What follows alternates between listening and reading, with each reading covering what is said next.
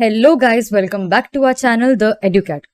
Last lecture में हमने देखा कि ऑपरेटिंग सिस्टम होता क्या है, then operations of operating system देखे and use of operating system. And आज हम ऑपरेटिंग सिस्टम के टाइप्स पढ़ेंगे। सबसे पहले हम देखेंगे batch operating system. Batch operating system computer से डायरेक्टली इंटरैक्ट नहीं करता है। देयर इज एन ऑपरेटर जो सिमिलर जॉब्स लेता है जिसके सेम रिक्वायरमेंट्स होते हैं और फिर उन्हें बैचेस में ग्रुप किया जाता है। ऑपरेटिंग सिस्टम के टाइप्स के साथ साथ उनके एडवांटेजेस एंड डिसएडवांटेजेस भी पढ़ेंगे। सो बैच ऑपरेटिंग सिस्टम का एक एडवांटेज ये है कि बड़े कामों को इजीली मैनेज करने में मदद करता है एंड बैच सिस्टम का जो आइडियल टाइम है वो भी कम है, but it is difficult to debug program and अगर कोई जॉब फेल होता है तो दूसरे जॉब्स को वेट करना पड़ेगा। Moving on to the multi programming operating system. जब एक या उससे ज़्यादा प्रोग्राम्स ऑपरेटिंग सिस्टम में एग्जीक्यूट किया जाता है, then it is termed as multi programming operating system. In this multiple program जो होते हैं उन्हें मेमोरी में स्टोर किया जाता है और हर एक प्रोग्राम को स्पेसिफिक मेमोरी का पोर्शन दिया जाता है जिसे हम प्रोसेस बोलते हैं। Operating system handles all this process and their states. जब ये प्रोसेस एग्जीक्यूशन के लिए जाते हैं उससे पहले ऑपरेशन सिस्टम रेडी प्रोसेस को सिलेक्ट करता है बाय चेकिंग कौन सा प्रोसेस का एग्जीक्यूशन होना चाहिए। इम्प्लीमेंटेशन के लिए सिंगल सीपीयू काफ़ी है। सीपीयू का आइडियल टाइम भी रिड्यूस होता है एंड इससे ऑपरेटिंग सिस्टम परफॉर्मेंस हाई होता है। But multi programming operating system का मेंटेनेंस बहुत एक्सपेंसिव होता है। मेमोरी मैनेजमेंट की ज़रूरत होती है बिकॉज सभी टास्क जो है वो अपने मेन मेमोरी में स्टोर होते हैं। अब हम मल्टी प्रोसेसिंग ऑपरेटिंग सिस्टम देखते हैं। Try to understand the concept. So multi processing is nothing but the system where more than one processors are present and एक से ज़्यादा प्रोसेसर हम साइमल्टेनियसली यूज़ कर सकते हैं।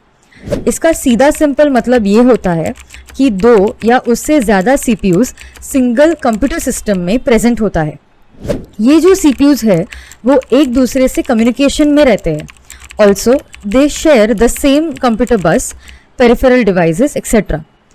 इसका डिसएडवांटेज है that it requires large main memory और ये कॉम्प्लिकेटेड भी है, बट इसका प्लस पॉइंट ये है दैट रिलायबिलिटी इंक्रीज होती है बिकॉज प्रोसेसिंग टास्क जो है वो दूसरे प्रोसेसर्स में डिस्ट्रीब्यूट किया जाता है। अब प्रोसेसर्स ज़्यादा बढ़ जाता है तो कम समय में ज़्यादा काम कर सकते हैं, विच मीन्स थ्रूपुट इंक्रीज होता है। मल्टी प्रोसेसिंग ऑपरेटिंग सिस्टम के दो टाइप्स होते हैं, एक सिमेट्रिक मल्टी प्रोसेसर और दूसरा asymmetric multi processor. Symmetric multi processor में हर प्रोसेसर ऑपरेटिंग सिस्टम की सेम कॉपी को एग्जीक्यूट करता है। It takes its own decisions. सभी प्रोसेसर्स को पीयर टू पीयर अरेंजमेंट होता है, विच मीन्स यहाँ कोई मास्टर स्लेव वाला रिलेशनशिप नहीं होता है। बट असिमेट्रिक मल्टी प्रोसेसर में मास्टर स्लेव रिलेशनशिप होता है। एक प्रोसेसर मास्टर जैसा एक्ट करेगा वाइल अदर्स को स्लेव जैसा ट्रीट किया जाएगा। हर एक प्रोसेसर को कुछ टास्क दिया जाएगा और उन प्रोसेसर्स में एक मास्टर डेजिग्नेटेड होगा which would help in controlling other processors. अपना नेक्स्ट टाइप है mobile operating systems. It is an operating system जो दूसरे एप्लीकेशन सॉफ्टवेयर को मोबाइल में रन कर सकता है। ये जो ऑपरेटिंग सिस्टम है वो स्पेशली मोबाइल्स, स्मार्ट वॉचेस ऐसे डिवाइसेस के लिए डिज़ाइन किया गया है। Android OS, Apple iOS, Symbian OS ये कुछ कॉमन मोबाइल ऑपरेटिंग सिस्टम है। मोबाइल ऑपरेटिंग सिस्टम के कुछ फीचर्स है like portable device management, internet access etcetera. तो अब आगे बढ़ते हैं अपने नेक्स्ट ऑपरेटिंग सिस्टम की तरफ, that is the time shared operating system. Time shared operating system CPU scheduling and multi programming use करता है to provide each user with small portion of a shared computer. हर user के पास at least एक separate program memory में होता है। It is more complex than multi programmed operating system. दोनों में एक से ज़्यादा जॉब्स को मेमोरी में साइमल्टेनियसली रखना पड़ता है सो दैट सिस्टम में मेमोरी मैनेजमेंट एंड सिक्योरिटी हो।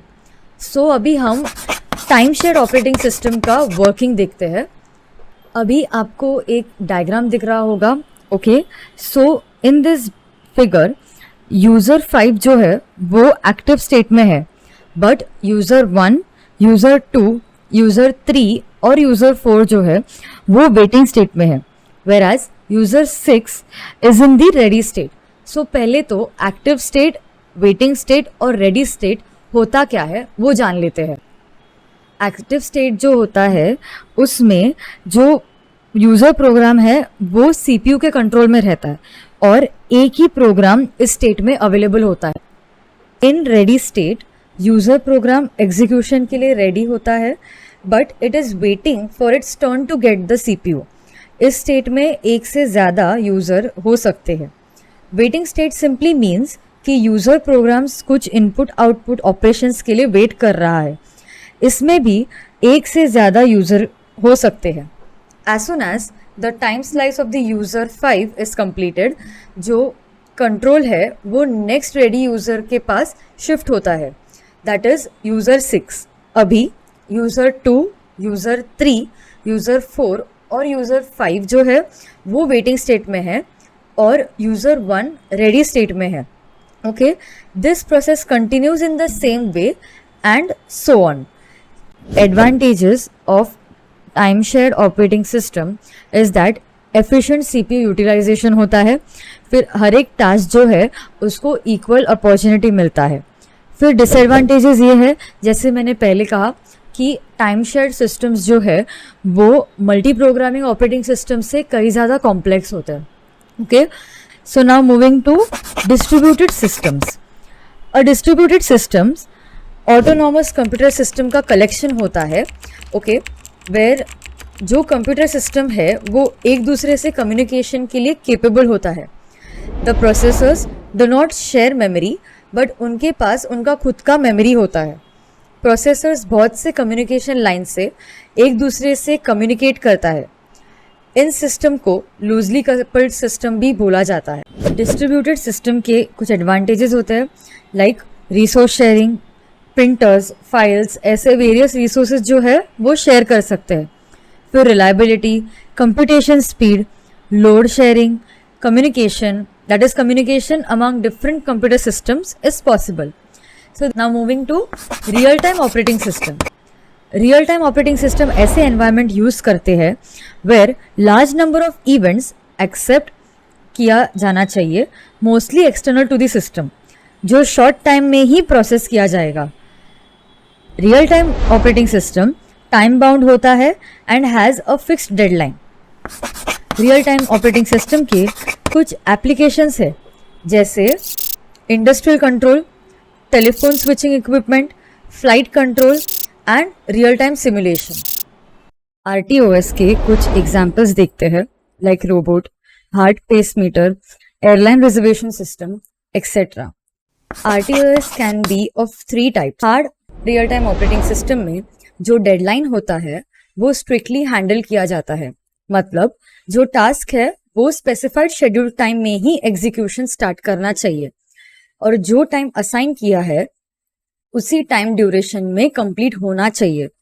Craft system is one of the examples of hard RTOS. Soft real time operating system operating system के डिलेस को एक्सेप्ट करता है, मतलब डेडलाइन असाइंड होते हैं बट थोड़े टाइम के लिए डिले एक्सेप्टेबल है. So that means deadlines are softly handled. Online transaction system is an example of soft real-time operating system. Firm real-time operating system. Firm real-time operating system में deadlines को follow करना बहुत ज़रूरी होता है, but कोई deadline miss हुआ हो तो is not a big problem, but कुछ effects हो सकते हैं for the quality of the product. Multimedia के applications जो है is a type of firm real-time operating system. Okay guys, आज के वीडियो में बस इतना ही. वीडियो को लाइक करें, सब्सक्राइब करें, शेयर करें and don't forget to hit the bell icon for the regular updates. Thank you so much. मिलते हैं नेक्स्ट वीडियो में.